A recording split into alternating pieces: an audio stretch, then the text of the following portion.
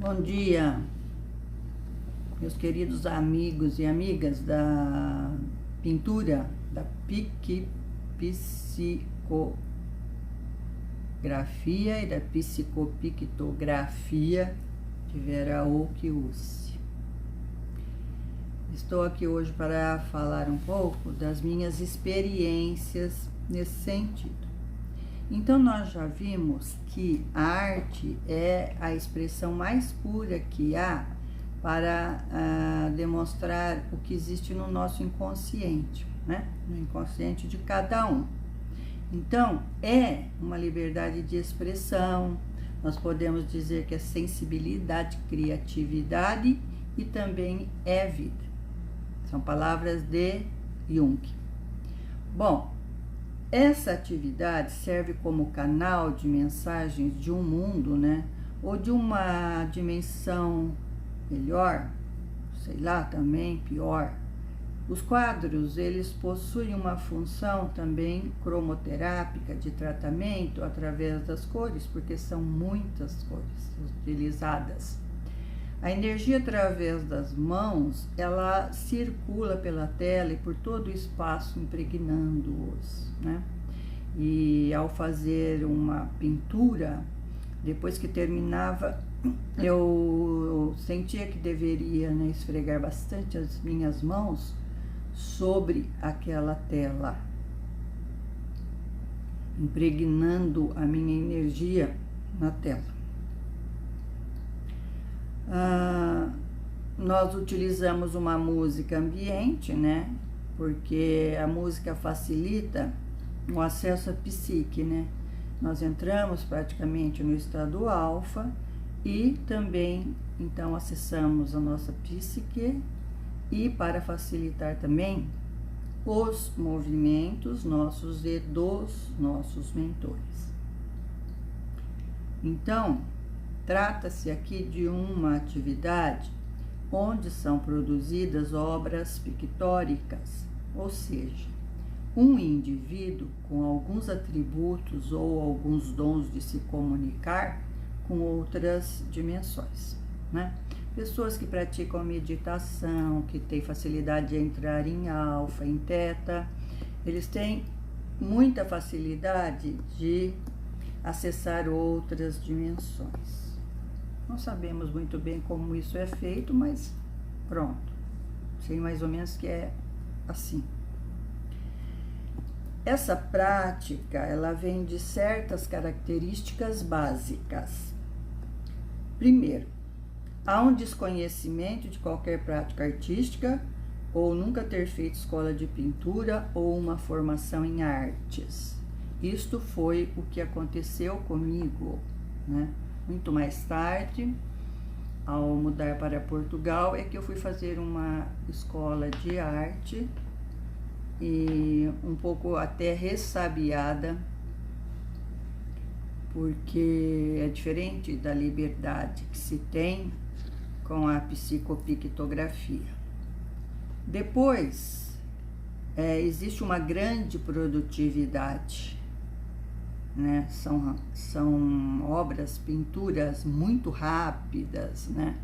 Então, permite que a produtividade seja muito grande. Pode-se utilizar a mão direita, a mão esquerda, e tem alguns que utilizam até os pés. Conheci algumas pessoas, né, que praticavam psicopictografia e utilizando os seus pés. Esse fenômeno da psicopictografia, nós podemos dizer que é de tradição espírita, né, e que pode ter sido inaugurado por Victor Hugo em 1802 a mais ou menos 1885, né, quando ele estava exilado na ilha de Jersey, no Canal da Mancha. Nesse período, sabe, ele poderia ter participado das mesas girantes, né, que era muito comum naquela época na Europa. E pode ter entrado, então, em contato com algumas entidades, né, alguns mentores, que o levaram também a desenhar centenas de obras, as quais tinham características bastante insólitas, como também a presença de impressões, dobras no papel, dobrando ao meio para permitir o espelhamento de manchas de tinta, rasuras, presença de penas de pássaros e até algumas manchas de café, né? No meu caso também, em uma dessas épocas, fazendo as pinturas com aquareladas e com tintas também acrílicas e até a óleo, né? Eu escutava, faz assim, né? Joga um jornal por cima, tira o jornal, raspa com a gilete, com o estilete, né? Eu ia fazendo, né? E para minha surpresa, hoje eu vejo no Facebook algumas pessoas, né, demonstrando esse tipo de técnica, né, que eu já era levada a fazer isso em 1986, 7, 9, ok? A arte deve ser o belo criando o bem.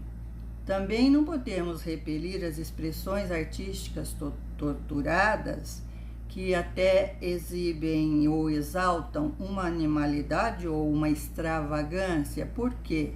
Né? Eu não concordo com isto, né? A arte, no caso aqui dessa psicopictografia, tinha uma função, como eu vou dizer para vocês, né?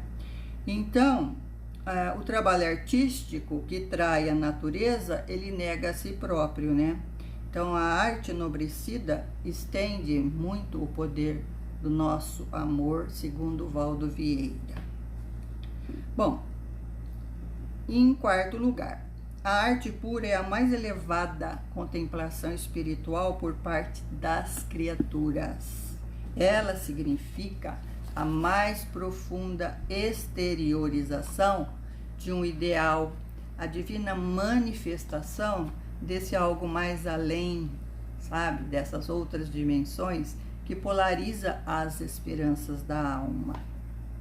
E, por último, o artista verdadeiro é sempre o médium, entre aspas, o mediador, né, das belezas eternas, e o seu trabalho em todos os tempos foi tanger as cordas mais vibráteis do sentimento humano, alçando-o da terra em direção ao infinito e abrindo assim em todos os caminhos uma ânsia dos corações para Deus nas suas manifestações supremas dessa beleza, de sabedoria, de muita paz e de muito amor.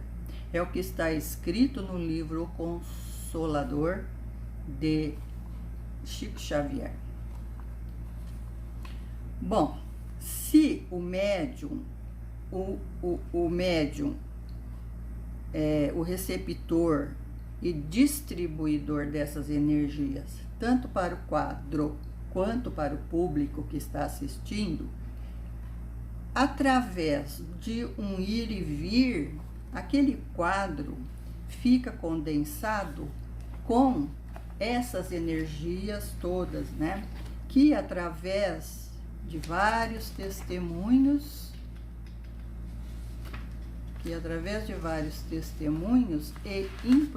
e comprovações de sensitivos do local e até de pessoas comuns, né, fazem da casa ou do lugar onde estão colocados um lugar equilibrado. E podemos dizer que os mentores manipulam também as energias desse público, como também a de todas as pessoas que têm uma sensibilidade, dos médiuns presentes, para ajudar todos os desencarnados desequilibrados que acompanham o público presente, que são muitos, ou estão no local dessa apresentação, trocando toda aquela energia negativa, doente, aquelas formas de pensamentos, com uma energia positiva que é e que pode ser gerada através desse trabalho da pintura. Nós já dissemos que não há necessidade do médium aprender a pintar, pois eles, e que são os pintores, os médiums como eu, são simplesmente instrumentos ainda muito imperfeitos para que essas energias executem suas obras com a facilidade que tinham em vida. É uma explicação. Portanto, não há nenhum preparativo especial para essa pintura, a não ser os de costume. Manter uma serenidade, manter equilíbrio durante todo o dia, ter uma alimentação que vá facilitar a manipulação dessas energias, como não comer carne vermelha, né? Chocolates demais, beber Coca-Colas, que são alimentos muito estimulantes, né? Então, é preciso estar mais em alfa, como nós dissemos, né? E marcar também com esses nossos mentores, esses nossos guias, os dias da semana e um horário em que poderão ser assistidos, né? Deixando por conta deles todo o desenvolvimento da psicopictografia. Nas apresentações públicas, o trabalho espiritual, é claro, ele será muito mais intenso, pois eles tratam não só aquelas formas, pensamentos ou desencarnados, né, para quem acredita, né, mas também os encarnados que estão ali, né, que estão no corpo e que comparecem a essa pintura mediúnica. Se comparecem é porque acreditam, né, para que isto ocorra. Então, os mentores vão retirando as energias doentes do nosso psicossoma, passa pelo médium, pelo facilitador, é como eles dizem, é um choque anímico, né? E vai para o plano espiritual, outras dimensões, e lá então modificam a sua polaridade e novamente retornam para eles, lhes devolvendo um equilíbrio energético, e com o equilíbrio vem a saúde física. Então, para o público de entidades do astral desencarnadas, que na sua maioria podem ser parentes, amigos ou não, né, desses seres que estão presentes, encarnados, muitos serão despertados para a imortalidade da alma, né, que a vida continua ao deixarmos este corpo físico. E outros terão seus corpos fluídicos recompostos pela energia gerada através desse intercâmbio entre as pessoas de cá e as energias de lá. Nós podemos dizer que foi através dos experimentos com fótons de Albert Einstein que aprendemos que cada cor vibra numa determinada faixa atômica em nosso corpo, quando bombardeamos esses átomos doentes, entre aspas, com cores ou através de fótons que fazem mudar essa frequência e polaridade. Acontece então uma maravilha, o equilíbrio energético, e em consequência haverá restauração de muitas células doentes e até os órgãos que estão desequilibrados. E isto pode ser constatado todos os dias pelos cromoterapeutas por todo o mundo. Mas, é claro, sempre vai depender do doente assistido, da pessoa que está sendo assistida, assimilar rapidamente ou não aquela energia. Para que isto ocorra, é simples, basta relaxar, ter fé durante toda a apresentação. Bom, vamos falar de mim um pouco.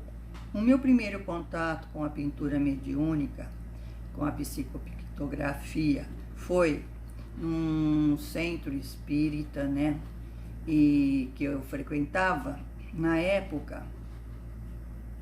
Então comecei a rabiscar e começaram a sair formas, sabe? Depois dos rabiscos, que pareciam um grande treinamento, né? Começaram a aparecer vários rostos, né? Muito rosto, muito rosto. Um trabalho que era extremamente rápido e eu nunca tinha ouvido falar nada a esse respeito. E o meu espanto foi pela facilidade que tinha para fazer o desenho, né, sem ter aprendido a pintar. Senti que algo me envolvia e me emocionei bastante, e a chorar ouvi um nome. Chorava muito, né? E recebi um nome, Goethe. Não, nem conhecia, talvez lembrava vagamente de ter ouvido na escola, né? Mas me emocionei muito, o que me diz que realmente ele é um dos meus mentores, né? E que ele estava presente na minha vida, não é? Bom, os mentores conseguem, em certos casos, dar ajuda, não só psicológica, mas também energética para aqueles que estão assistindo ao nosso trabalho. Mas também vai depender muito do assistido estar sintonizado, né? Porque senão, como é que ele pode sentir essa ajuda, né? A mesma coisa acontece quando uma pessoa pede uma ajuda pra gente, né? Espiritual. É necessário, né, que aquela pessoa, naquele horário, esteja, né, à disposição. Porque assim, as energias enviadas pelo grupo para determinada pessoa, elas, para precipitar sobre aquela pessoa, a pessoa tem que estar receptiva. Você já pensou você orando aqui, mandando energia para determinada pessoa e aquela pessoa está, por exemplo, transando, sei lá, não é? Não vai precipitar. A energia vai ficar ali por cima, girando. Por isso é necessário, ao enviarmos ajuda energética, esses pensamentos positivos, né? Essa pessoa esteja receptiva e aguardando para receber. Senão não vai resolver mesmo. Entenderam? Então, deixa eu ver aqui onde eu parei. Então foi através, né, desses experimentos com fótons de Albert Einstein que aprendemos que cada cor vibra numa determinada faixa atômica dentro do nosso corpo. Quando bombardeamos esses átomos doentes com essas cores, com esses fótons que fazem mudar a frequência, a polaridade, então acontece uma maravilha do equilíbrio energético naquele ser e, em consequência, haverá restauração das células e dos órgãos doentes, e que muitas vezes poderão ser constatadas, né, por cromoterapeutas. Ok? Nós sabemos que na cromoterapia, né, através das cores, né, uma cor, ela tem uma vibração e ela tem um som, né? Então, vai dos infravermelhos, né, que tem uma vibração muito baixa, né, até as ultravioletas, que são bem mais rápidas. E nós falamos, vamos usar ultravioleta ou violeta, né, para queimar ou dissolver todas essas formas, pensamentos que estão no nosso campo.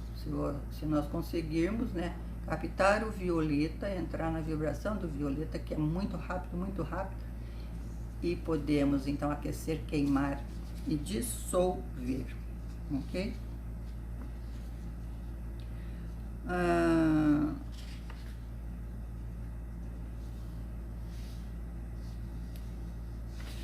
Então, como eu disse, né, que o meu primeiro contato foi no centro, e recebi o nome do meu mentor, e os mentores, eles, em certos casos, eles podem dar uma ajuda também, não só psicológica, como também energética, né, para todos aqueles que estão ali assistindo o trabalho, mas é preciso estar sintonizado. A partir daí, começou toda a minha jornada para o autoconhecimento. Eu comecei a procurar muito explicações, né? E com práticas diárias, muito estudo, muita disciplina, né? E muita meditação, eu fui despertando, né? Além da psicopictografia, psicofonia, psicografia e esses despertar dos sentidos psíquicos. Nós temos muitas potencialidades que eu chamo de paranormalidade. Médium é uma coisa, paranormalidade é outra coisa.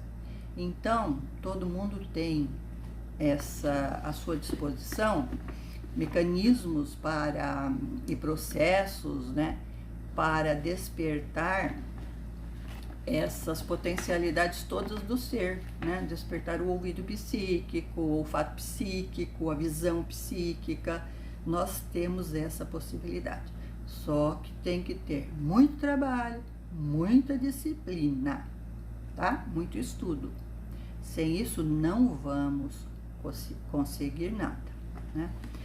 Naquele momento, alguns nomes que se me apresentaram de mestres conhecidos, os quais a partir deles fui pesquisar, pois até então eles me eram desconhecidos conscientemente, lógico, pode ser de uma outra encarnação, de uma outra vida. Então foram aparecendo, foram o Goethe, uma manhã em que eu me levantava todas as manhãs e ficava 2 horas me dedicando, né, à psicopictografia. E uma manhã eu escutei: levanta, preguiçosa. Eu sou um pouco preguiçosa, realmente. Levanta, preguiçosa, Teilhard está aqui, né? Eu escrevi lá para não esquecer e fui fazer o meu trabalho, né? E depois, mais tarde, eu fui pesquisar e falei: meu Deus, onde que eu vou pesquisar isso, né? Quem é esse bendito Teilhard, né? Aí alguma coisa falou assim: procura nas tuas revistas Planetas, né? Porque naquela época eu colecionava muito a revista Planeta, né? E fui lá procurar e não é que ele estava lá, né? Então, o padre Pierre Teilhard Chardin, um jesuíta, e que escreveu um livro que ele queria que eu lesse, que é O Fenômeno Humano. Comprei o livro. Ainda estou lendo, hein? Um livro difícil. Bom, daí também veio algumas coisas assim de Diderot, com uns vasos, umas flores, eu vou mostrar já, Pascalé. Então, entre alguns outros que desconheço, né? Eu fui comprar as obras de Goethe, né? E me surpreendi porque eram algumas relacionadas com a cromoterapia, né? E o seu livro mais famoso, que é Fausto, né? Uma história entre o bem e o mal. E aí a sincronicidade começou a bater firme na minha vida, sabe? Às vezes eu ia em algum lugar e eu vi uma frase, Goethe. Até hoje, né, eu, eu me emociono quando me deparo com algumas frases dele. Então, só que o que achei interessante é que parece-me que alguma coisa me liga muito a essa época dele, que é uma época do romantismo, sabe? Porque ele escreveu esse romance, né, Fausto, mas ele escreveu um romance também acho que é O Sofrimento do Jovem Weimar, né? É um rapaz que se apaixona por uma mulher casada, etc, etc, né? Toda uma história de romantismo, e ele sofre muito, tal. E também uma história muito interessante de Tolstói, que é Ana Karenina. Por isso que eu digo que algo me liga muito, né, a essa época do romantismo e a essas pessoas, esses mestres, ok? Bom, então parece que ao pesquisar eu vi que muitos deles, né, como Diderot e outros, participavam do convívio de Catarina a Grande na época de Pedro o Grande lá na Rússia.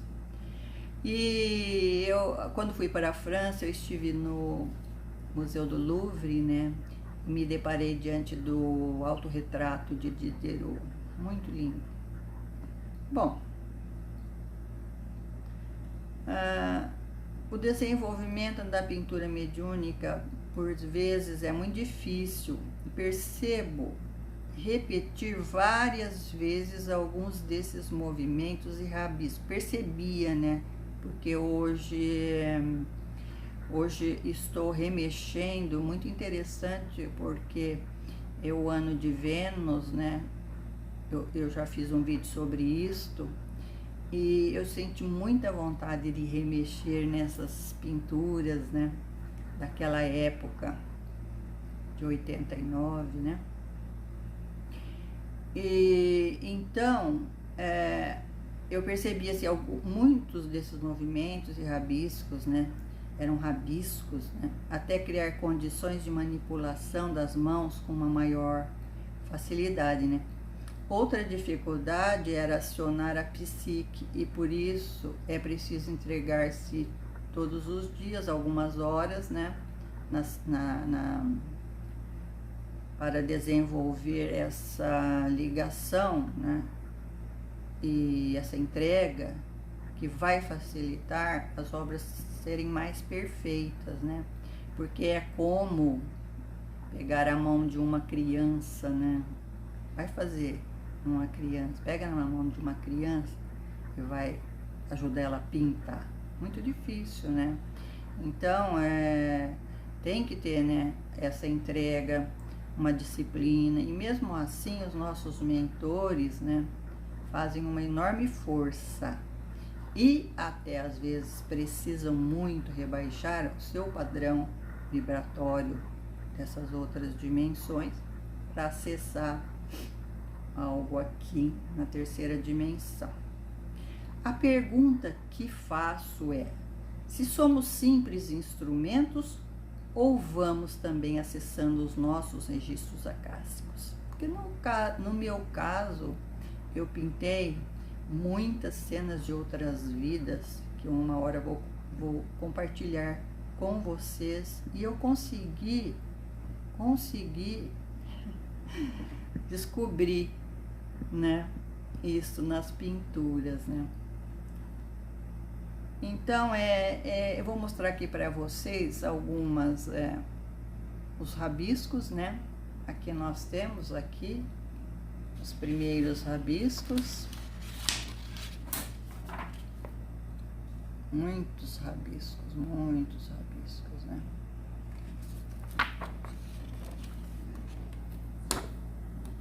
Muitos rabiscos mesmo.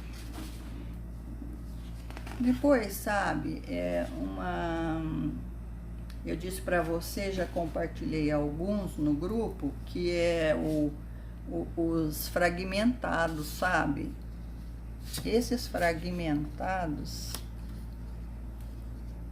deixa eu ver se eu consigo explicar para vocês, né? O que é que eu sentia, né?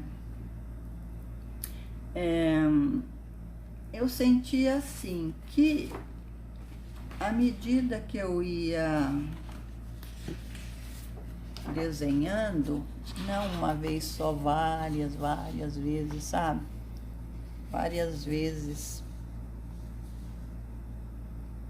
Olha só, por isso que eu chamei de fragmentado. O sentimento meu era de que eu estava ali diante de uma energia, que estava totalmente fragmentada, sabe?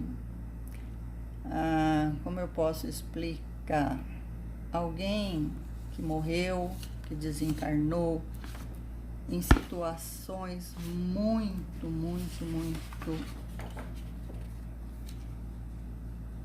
terrível, sabe? E daí, eu senti assim que eu, ao pintar 1, 2, 3 vezes, sabe? Aquele rosto ia se formando, interessante, sabe? Era a sensação que eu tinha, que eu estava ajudando a recompor, vamos dizer assim, talvez o corpo astral dele, o perispírito, né? Que pudesse estar detonado por algum motivo, né? Por alguma tragédia, né? Muito difícil, né? E eu, à medida que eu desenhava aquele rosto, a forma daquele rosto ia aparecendo,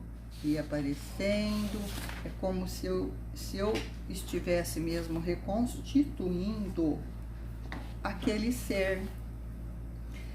Dos fragmentados, o mais difícil, o mais complicado que eu achei foi este daqui. Eu já compartilhei no grupo, né? Veja as mudanças que vão acontecendo. São todos da mesma entidade.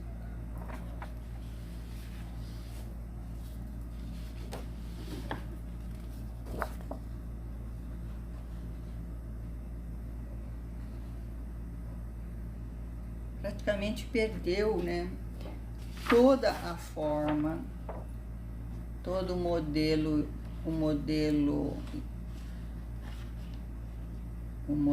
do corpo astral, né, do perispírito, que nós temos uma matriz, né,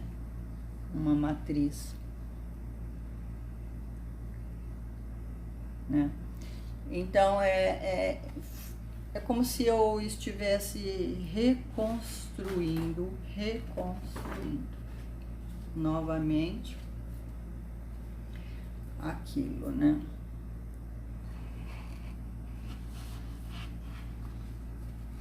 E muitas vezes nas sessões a gente consegue perceber, né, o quanto está detonado, né, quanto detonou, né, toda aquela estrutura e que precisa refazer, né. E até a gente dizia assim, nossa, você não é mais isto, né, pensa,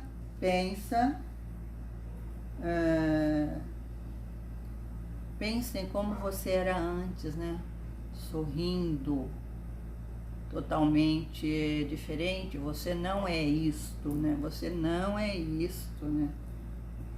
Então, porque parece que nesses momentos desses desencarnes, o trauma foi muito violento, né?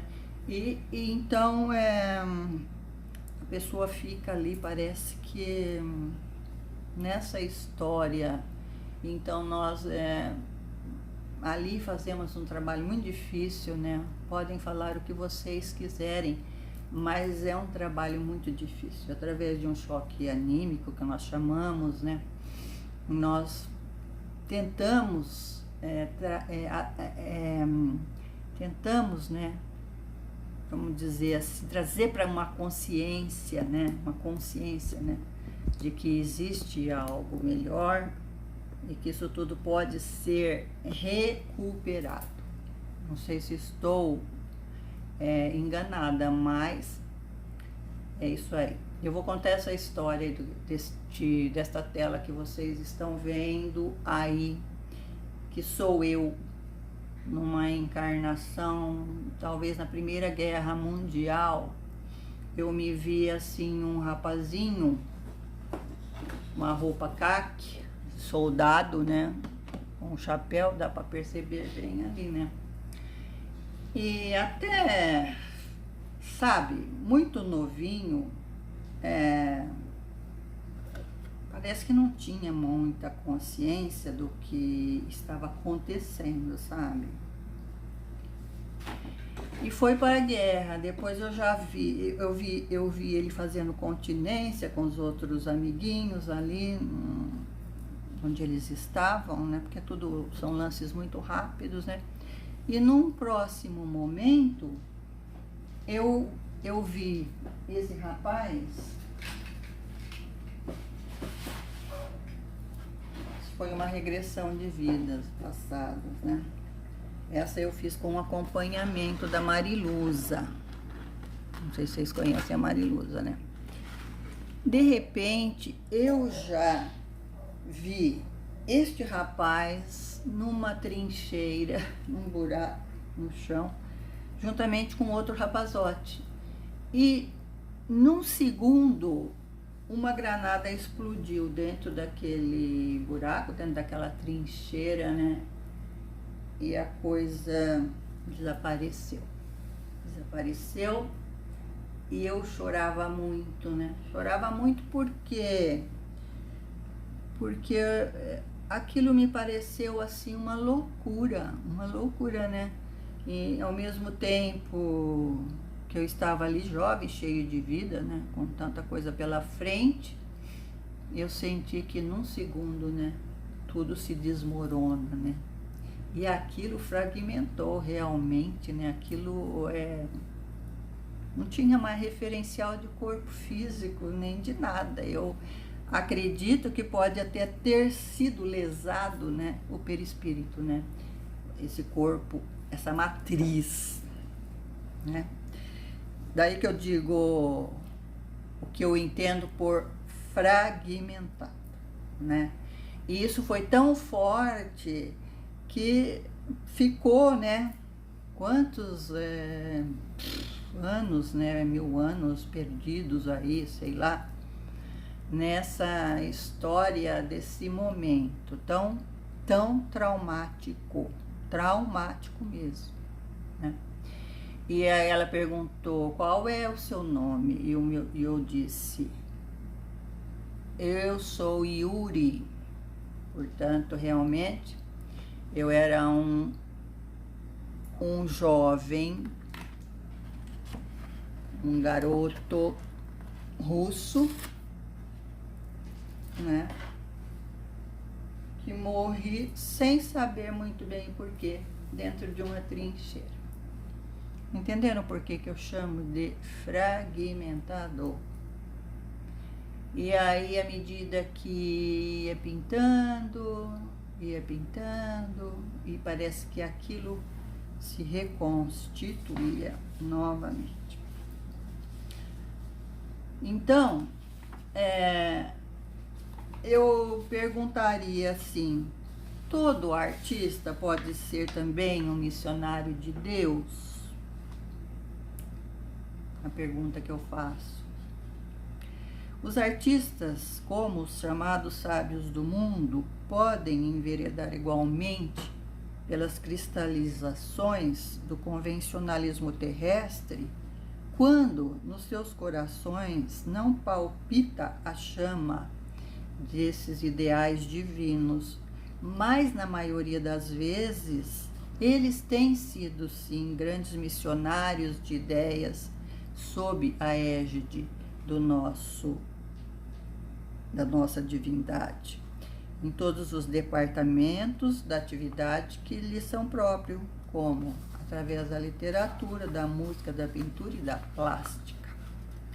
Então, sempre que a nossa arte se desvencilhar dos interesses do mundo transitórios e perecíveis, que para poder considerar tão somente a luz espiritual, aquela que vem do coração uníssono como o cérebro, nas realizações da vida, então nós artistas, né, somos sim os mais devotados missionários de Deus, porquanto saberá penetrar nos corações, na paz da meditação, do silêncio, alcançando assim o mais alto sentido da evolução de si mesmo e de nossos irmãos, transformando-se em humanidade. Idade do humano. Isso foi psicografado por Chico Xavier. Então,